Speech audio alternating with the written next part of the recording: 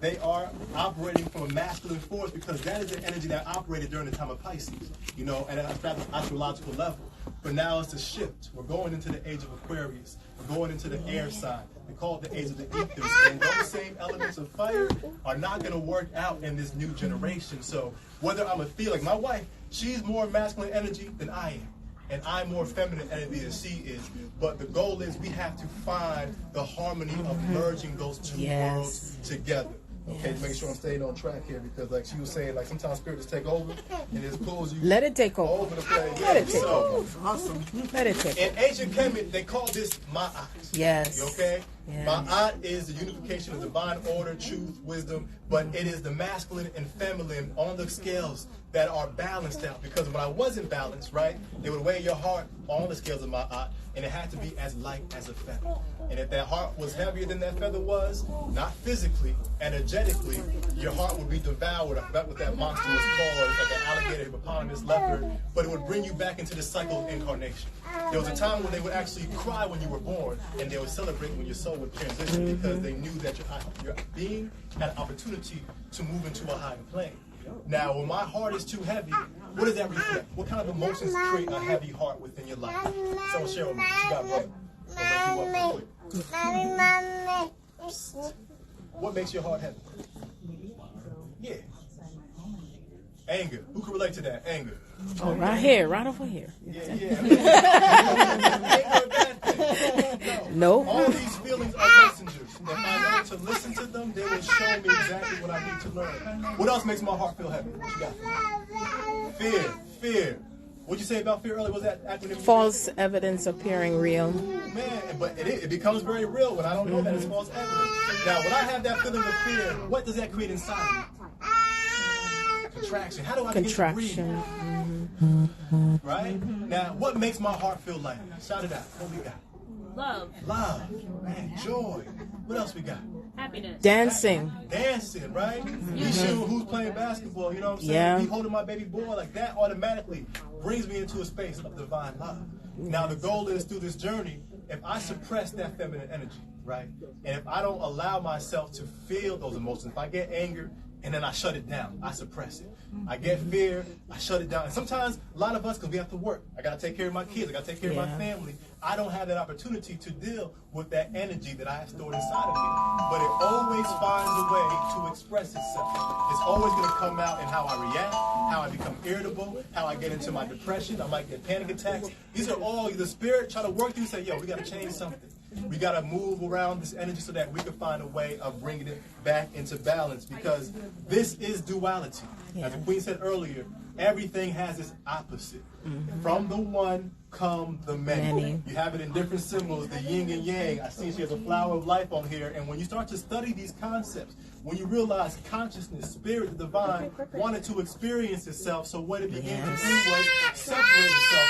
That's the dualistic form. So to birth itself, it is more of a feminine, but they called it an androgynous more so. It was that masculine and energy together. And that whole story of Adam and Eve, even Lilith being birthed, that is like the metaphor of showing you how consciousness, not a feminine, not a masculine, but had the ability of both as one singular force, merges into two.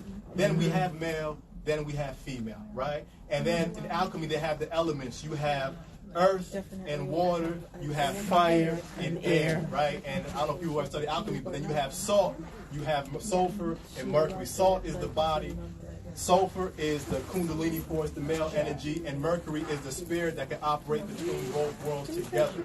Now, when I understand all these elements inside are inside of me, I may be a female in this room right now, but may be dominated by the masculine energy within me. I could be a female due to my life circumstances, my mental health, the trauma that my family has gone through that I have not dealt with, could have suppressed my ability to feel, to maintain compassion, to have love.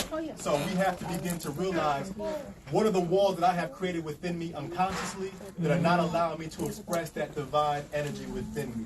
because the only way that's going to truly wake up is when I bring that divine feminine with the divine masculine. And the masculine energy, that's that willpower, that's that drive, that's that planning, that's the intellect, that's the mind, the thinking. The feminine is the imagination, the intuition, the love, the compassion. And when I bring those worlds together, that's what 2020 is about, is bringing those two worlds together. And then I can become whole. You know, that's when I become one. And then I become a co-creator of this divine energy. See, I run a nonprofit. I quit my job. I had a good job. I was working as a social worker in a high school for a school-based program.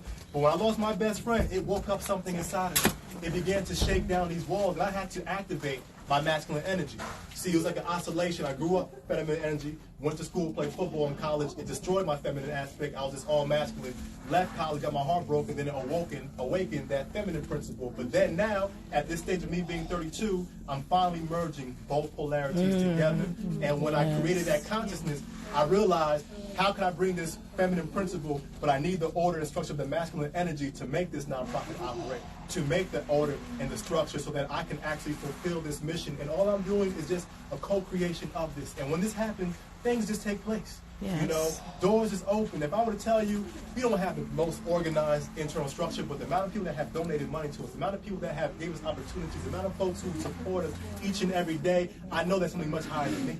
But that didn't take place until I was able to merge that. Now, this is for my fellas and my ladies too. Just one key thing that's completely a little bit off course, but it's very important. Our society has programmed us on the lust code, the program that does not allow us to understand how to tap into our sexual energy. Now, if you look at a study, Pornhub, their demographic from ages 8 to 16 years old, they probably have about 50% of the views on that website of pornography, right? Now, what they don't tell us is, men, your seminal force is what allows for you to tap into the divine. If I am constantly releasing my seminal force from masturbation, even having sex with your partner, as satisfying that might be, you are actually depleting the energy of your man. Because in alchemy, they knew that the alchemist's strength was not by him having the master recipe of putting this together. It was the essence that reflected inside of him. Now, in Kundalini Yoga, you cannot raise your life force to the crown of your head unless you have that seminal fluid, which equates to the cerebral spinal fluid, so that it can begin to climb up Jacob's ladder or rise up your spine so that you can activate and awaken your inner eye. So when you look at sex, it can no longer be from a lustful space. You have to see that sexual energy as a way to unify yourself with the divine. And seminal retention. So that's something that you have to encourage your young men, your partners, to realize that, hey, there's a better way to operate, because they make everything in society sexual oriented for a reason, because they know that controls where your mind and your activating manifestation power goes to is when it's trapped in, oh man, this girl, this body, that body. But opposed to, if I were to take all that and not make it external and bring it back on the inside, it begins to awaken a higher level of consciousness within inside of you. So when I'm cooking my food, you think that's your best meal? Hold that semen for a couple months. You'll be like, wow, man, not just how the ingredients is, but there's an essence that comes out of me that pours into that space more so. You think I'm working with children and doing some kind of counseling or babysitting my kids, you think I'm doing a great job now, but when you begin to retain that life force, it expresses a more divine essence. It's called the electromagnetic field. They call it your prana. They call it your chi. They call it your life force. But how do I strengthen that field of energy? And the generator of that space for men is your seminal fluid. And if we constantly release it, it depletes you. The Taoists believe that 1 drop of semen was more potent than 100 drops of blood.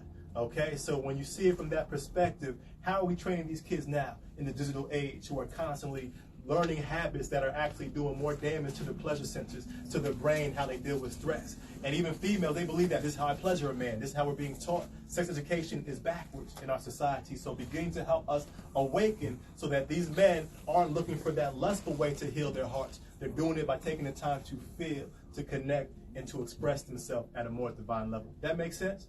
Absolutely. Now I'm bringing it right back on track. Final part here, okay? The alchemy to help us merge the physical, the feminine, and the masculine. There's many ways to do this, right? There's so many paths to the same destination. We got to find what works best for us.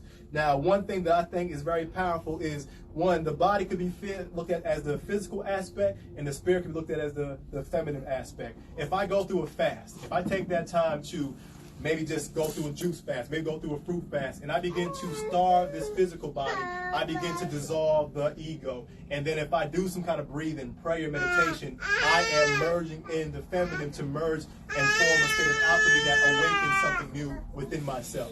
Who here likes working out? A little CrossFit, little high intensity workout? Like, nah, okay, so we got one. Now, if you didn't raise your hand, that means, yeah, we got to come back here, okay, and it's very good.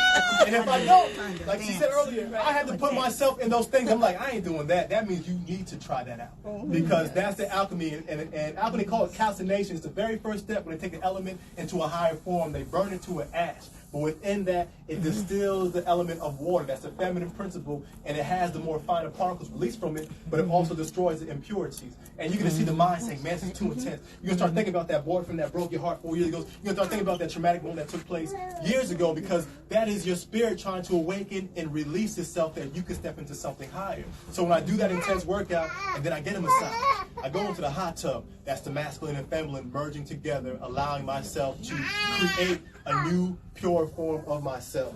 And one more way of purifying is going to be, did I write this one down? Okay, yeah, this is more of the meditation aspect.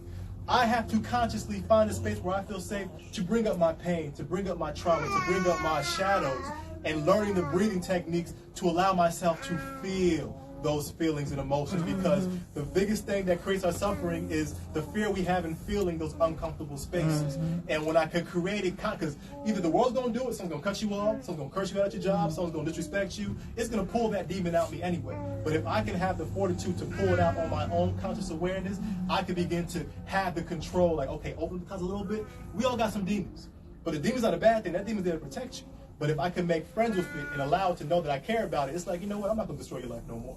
I'm not going to hurt you anymore. So having that done, and sometimes it can be done in counseling when it guides you through slowly to help you begin to see yourself internally, but having that support and safety where you can begin to face those shadows and realize that they can't do nothing to you.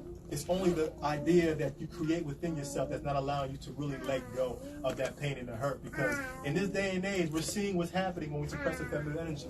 We're seeing what happens when we suppress the feminine principle. And that's what we have to do, because I can't control anybody else. All I know is I can control myself. And when I work with these educators, when I work with these youth, when I work with my friends and my family, I just want to be that example that embodies these principles. Because I can talk about it all day long. But in 2020, it's more about what is the action that I'm creating within my world to begin to evolve myself to a higher level. And it's one thing we have to all remember. Nothing's happening to me. Everything is happening for you and bringing you closer back to that self-realization of who you are at the deepest level. And when I can make that not just a thought within me, but a part of my heart, you realize that this experience that I am grown through is just to do one thing: remind you who you are. And the more suffering I have is the more I'm forgetting. The more balance and harmony that I have is the more that I'm in alignment. And if you can see the astrological alignment happening in 2020, all I have to do is get myself centered.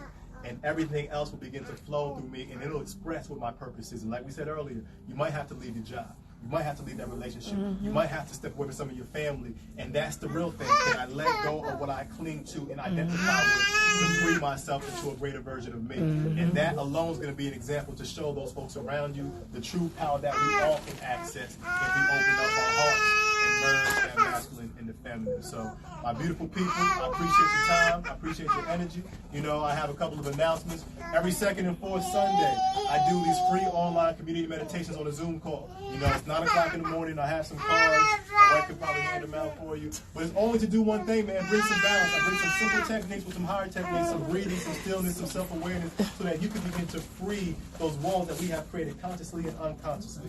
I teach yoga and meditation, but I'm all the way up in Rollway. That's more South Jersey in a sense, more so. But I'm just here to make everyone realize the divine aspect within themselves. So hand it around, pass it around, and if anyone, well, I'll ask this, what questions do we have, if anything, related to the topic of conversation?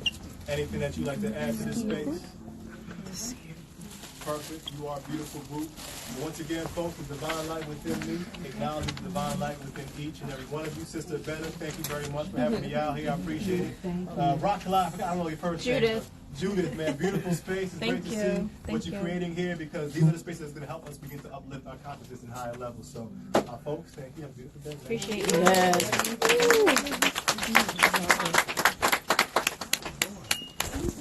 Oh, you can talk about your organization. Oh, yes. Okay, so y'all see this hat? KYDS. This is what kind of came as my reflecting my inner to the outer world. Because as you become more whole and balanced, you have to live a world that's aligned with who you are at the deepest level.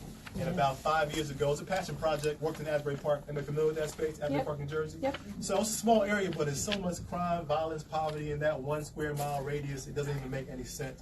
And when you observe all the problems that are happening, I realized I had an obligation, because we could complain about things all day long, but it's doing something about it that makes that difference. And I used to be a social worker in the school system, and when I started going on my spiritual journey of doing more mindfulness, yoga, self-reflection, and applying that principle with some of the kids I work with, I was seeing kids transform and evolve. Thing that took me months happening in weeks, happening in days, and it wasn't just a complete shift, but they began to recognize that they had this intuitive being within them to open themselves up. And essentially everything that we're talking about in here today, I'm bringing this into the education system, I'm bringing this into the community of Asbury Park, and I'm bringing this into individuals who are open to willing this more. So I've been in over 45 schools in the past 2 years. We're doing development with the administration from central office, superintendents, all the way down to the educators, and also doing programs with youth. We have a full-time school-based program at Asbury Park School District where we're in the elementary schools 3 days a week, the high school, middle school 5 days a week. We have a room in each building where kids could self-refer or they refer them in the building where we go through the holistic practices of mindfulness, movement, journal writing, expression, dancing, movement, all things just to help get that energy coming. Because meditation's not for everybody. Some kids have been through a lot of trauma, but if you tell them how to dance and just be present and feel, they begin to have that same experience. You have them to play a little catch with them, do a little juke, but have them be fully present. It's just helping them get that out their system. They can begin to realize who they are beyond the trauma, beyond the things that they have gone through. And it's been phenomenal results. We are growing, we are building, we are expanding, and the goal is just to do one thing. Through that organization is to help them remember who they are without saying all this deep spiritual stuff, because I will not be in the school system. That's a little bit about it. You can follow us on Instagram, KYDS_NJ, KYDS_NJ. Get a little reflection of what we do. But everyone, thank you for letting me speak. It allows me to grow and evolve, and I appreciate each and every one of you all, man. Thank you. Thank you. Yes. Sure. Yeah.